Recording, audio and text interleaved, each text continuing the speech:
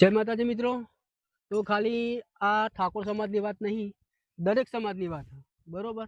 તો એ વાત કહો તો દશરથભાઈ શું જો કહેવું? આપડે ડીજે આ ડીજે તો બંધ કરાવી દો અમને. કરાવી બસ કરાવી આપડે ચાલે જ હતા તે ડીજે તો. જેની બેને બંધ કરાવી. હા, પણ જેની બેન હું એમ કહેવા માંગુ હા કે તમે આ ડીજે તો બંધ કરાવો, પણ બરોબર. આ કંઈક શિયાળાનું તો વિચાર.